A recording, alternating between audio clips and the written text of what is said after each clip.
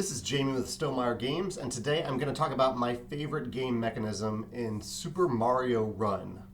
This is the new kind of Super Mario Brothers iPad, iPhone, Android game, mobile device game, which closely resembles the original Super Mario Brothers in terms of simplicity and the look and the feel. You're just running down a path and collecting coins and stomping on little mushrooms and things like that.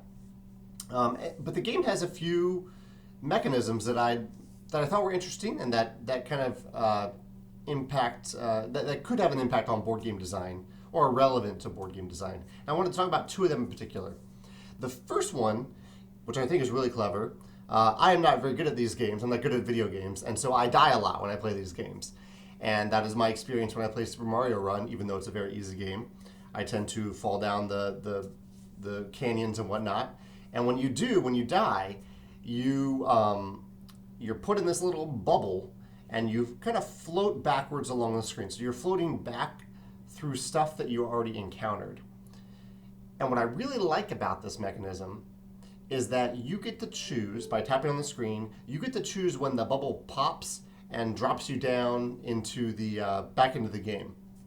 Now I should say, while I'm talking about this, there might be many other video games that do this. I don't play a lot of video games or iPhone games or anything like that.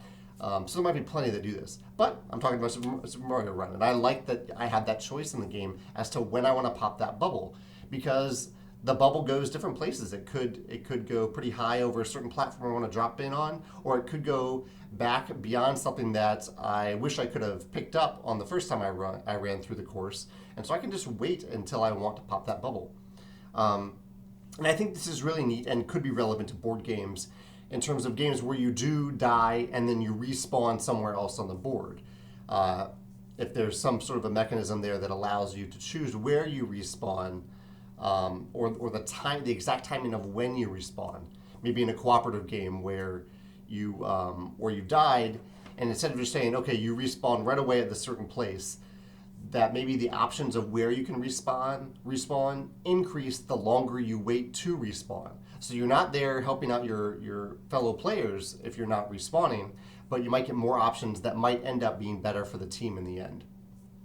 The other mechanism I really like in Super Mario Run, again, very, very simple mechanism, probably many other games, but in the original Super Mario Brothers, as I recall it, you collected coins, and that was the only thing that you'd really collect. There were other things that you got that gave you temporary bonuses like stars or mushrooms that made you big, but the coins were the things that you were going after, and all coins were the same. In Super Mario Run, there are pink coins interspersed among the gold coins, and there's only a few of them.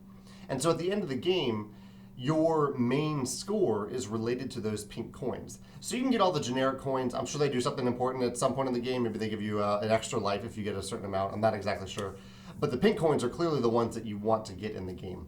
And I like this idea that all victory points are not the same as related to board games. I think it would almost be interesting in a board game where maybe you're drawing victory points out of a bag, and those victory points are the ones that are up for grabs at any given time. And as you do that, maybe most of those victory points are just worth 1 point. They're the generic victory point. It doesn't really matter when you get them. You'll get them when you get them.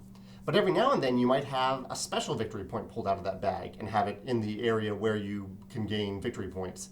And so it would add a little bit of interesting urgency to the game, where instead of just doing what you're already doing and just collecting victory points as you were doing throughout the game, or waiting till the end game to collect them, that you might have suddenly be interested in getting the victory point right now and doing something that is conducive towards getting the victory point as soon as possible.